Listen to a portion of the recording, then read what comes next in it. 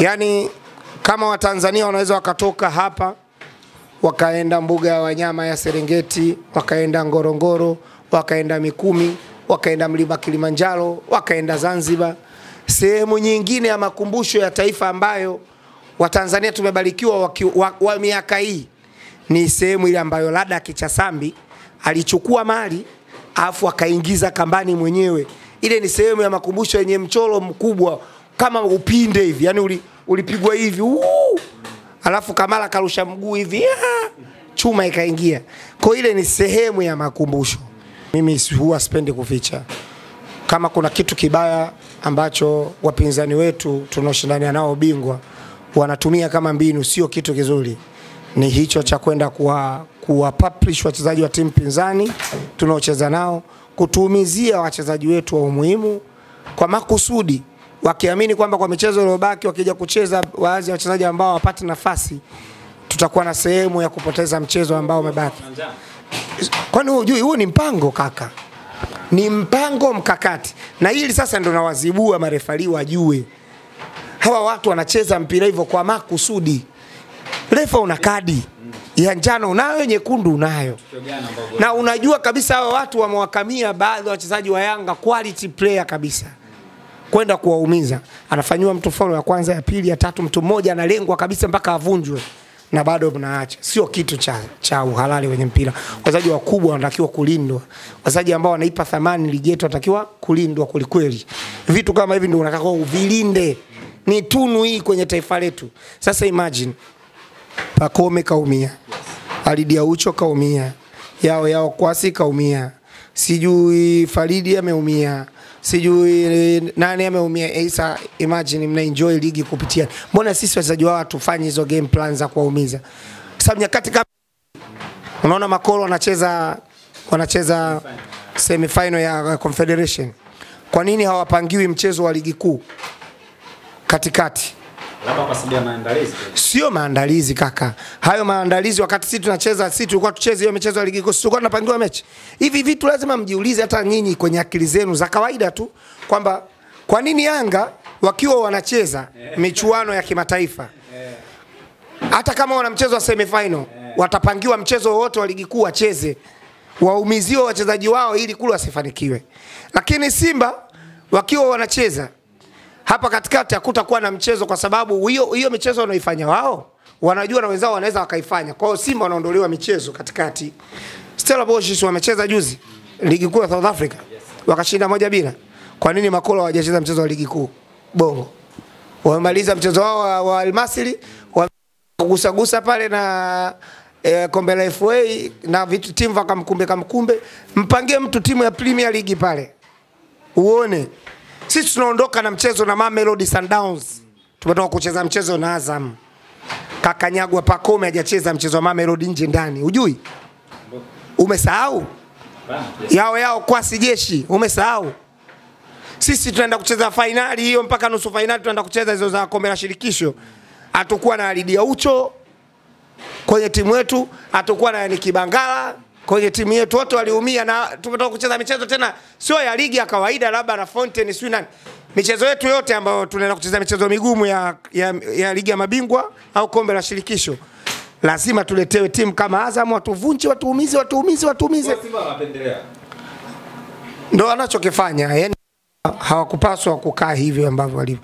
Watakuwa kutana na mchezo kweli mgumu, wakanyagane, alafu ndo wakacheze mchezo wa kimataifa.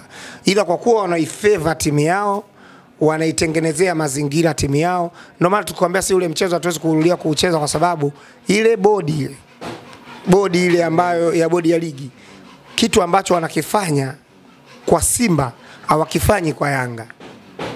Kama kushiriki mashindano ya kimataifa, sote tulikuwa tunashiriki kwa pamoja, si ndio? Lakini sisi tukiwa na mchezo mgumu kwenye michuano ya kimataifa, wanatuwekea mchezo mgumu kwenye ligi. Tunaumizwa na wachezaji wetu. Sisi tunacheza mchezo, yani sisi, nakwambia ukweli, mimi sinakwambia, wachezaji wetu wanaumiaga kwenye mchezo wa ligi kuu wa mwisho kabla ya mchezo wa kimataifa. Fanyeni tafiti hilo, nawapa mimi zoezi. Tokeni leo kachunguzeni michezo yote ya kuamua ya Yanga ya kimataifa, nyuma yake kuna mchezo wa ligi mgumu. Kama sio Azam, unaletwa mchezo mgumu wa timu zao ambazo wanajua kabisa hizi zikitumwa zinaenda kufanya kazi. Ndio kinachotokeaga. Sasa ni pamoja na yote, tunachotaka wachezaji wetu walindwe. Watu wanaruka miguu, yani mtu anamrukia mtu mguu wa kuvunja. Red card referee utoi, unataka nini? Red card unataka nini?